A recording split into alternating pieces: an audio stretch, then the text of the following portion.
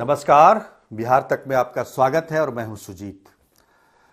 कुबेर का खजाना अगर कहीं है तो वो है बिहार के अफसरों के यहाँ, अफसरों के पास। और शिक्षा विभाग में तो भ्रष्टाचार अपने चरम पर है। उसका नतीजा आज देख लीजिए। पश्चिम चंपारण के जो जिला शिक्षा पदाधिकारी हैं उनके यहाँ आज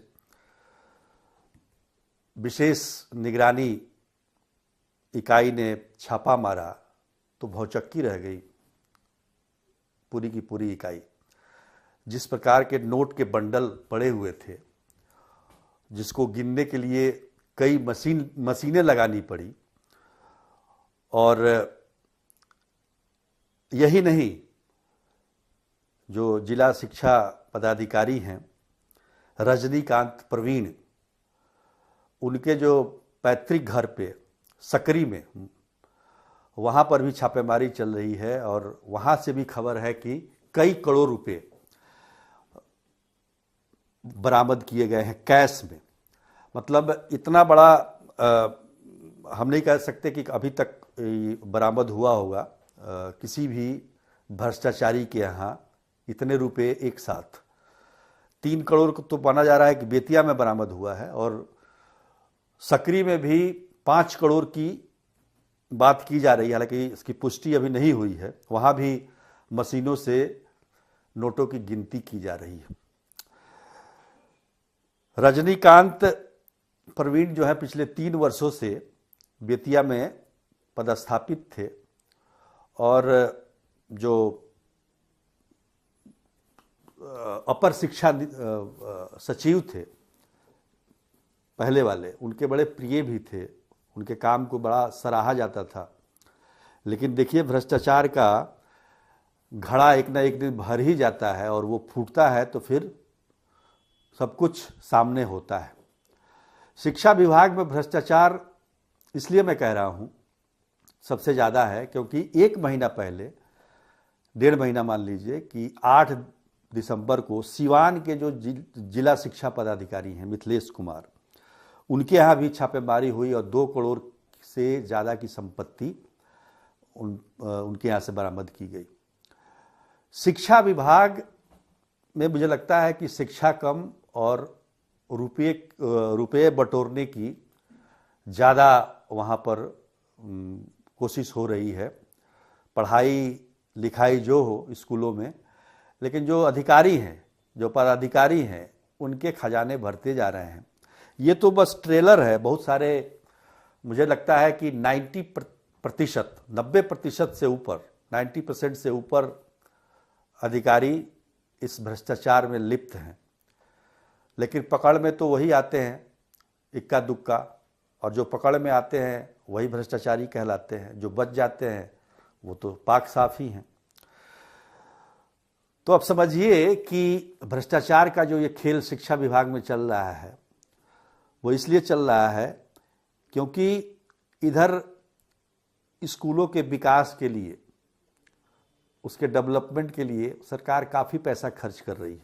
और बजट में भी, जो बिहार सरकार का बजट है, उसमें शिक्षा विभाग को सबसे ज़्यादा उसमें राशि मिलती है।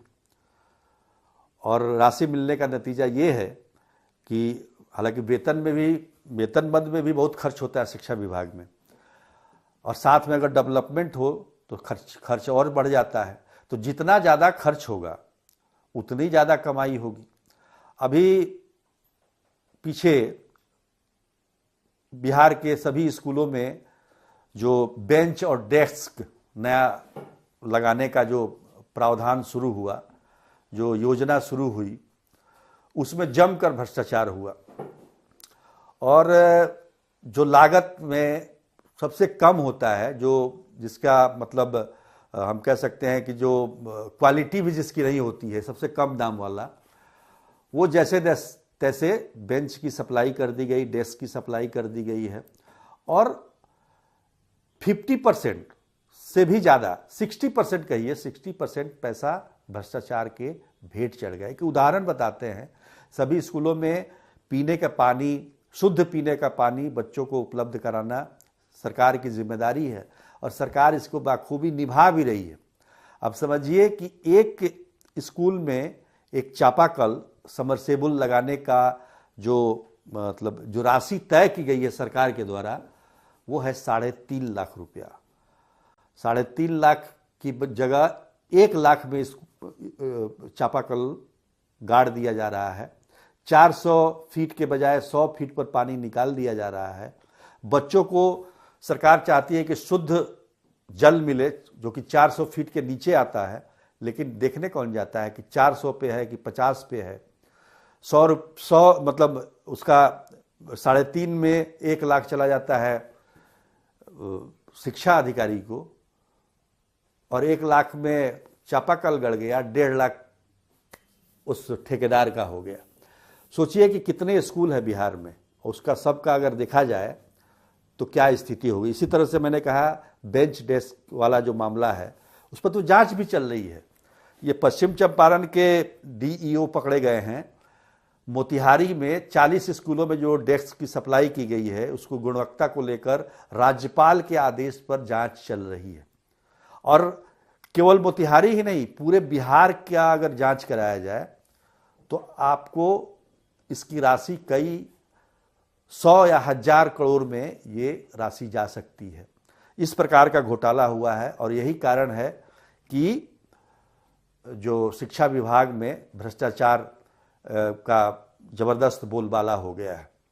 अब देखिए, अभी डिप्टेशन, अभी जो ट्रांसफर पोस्टिंग होती है वो मुख्यालय से किया जाता है, लेकिन डिप्टेशन कराने का जिम्मा जो है, जिम्मा क्या, हाथ में जिसके होता है, वो जिला शिक्षा पदाधिकारी डिप्टेशन दे सकता है। अगर गांव में आपकी पोस्टिंग हो गई तो आप शहर में के लिए डिप्टेशन के लिए कुछ चढ़ावा चढ़ाइए तो आपको शहर में डिप्टेशन मिल जाएगा।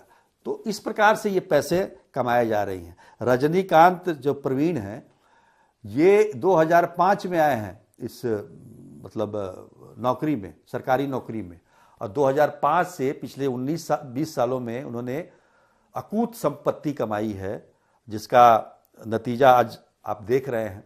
इनकी पत्नी जो है नियोजित शिक्षक हुआ करती थी, जो आज दरभंगा में एक अच्छा स्कूल चलाती है और उस स्कूल की वो डायरेक्टर है। इससे पहले मैंने बताया है कि सिवान में जिला शिक्षा पदाधिकारी पकड़े गए मिथिलेश कुमार। शिक्षा उप निदेशक जो विभा कुमारी थी, उन पर भी आय से अधिक संपत्ति का मामला है। यहाँ यानी कि जहां आप जांचिए वहीं आपको गड़बड़ी मिलेगी। तो ये है बिहार का शिक्षा विभाग। अब समझिए कि बीपीएससी के तहत शिक्षकों की बहाली हुई है, उसमें भी लोग कह रहे हैं कि उसमें भी कुछ गड़बड़ी हुई है। और गड़बड़ी इसलिए कहा जा रहा है क्योंकि रामगढ़वा एक स्कूल है, वहां पर एक शिक्षिका है संगीत की, वो हारमोनियम बजाना, मतलब बजाना क्या, उनको कैसे बजाया जाता है वो पता नहीं है। वो संगीत की शिक्षिका है और बीपीएससी से पास आउट है। 50,000 रुपये उनको वेतन मिलता है। तो ऐसे में अब क्या कहा जाए, मतलब भ्रष्टाचार का अब आर्थिक अपराध इकाई जो है, विशेष आर्थिक अपराध इकाई, जो विशेष निगरानी इकाई जो है, वो इस मामले की जांच कर रही है और ये पूरा अभी मामला चल ही रहा है। बरामद कितना और कैश होता है इसका आकलन मिल जाएगा कुछ देर बाद, लेकिन अभी हम ये कह सकते हैं कि इतनी बड़ी बरामदगी अभी तक किसी भी अधिकारी के यहाँ से नहीं हुई थी। और ये कैश है। इसके अलावा प्लॉट, फ्लैट और तमाम जमीन जो खरीद की गई है उसका अलग हिसाब किताब है। तो सोचिए कि भ्रष्टाचार का लेवल बिहार में क्या है और शिक्षा का लेवल क्या है, दोनों में अंतर समझिए। तो आज के लिए इतना ही, तब तक के लिए नमस्कार।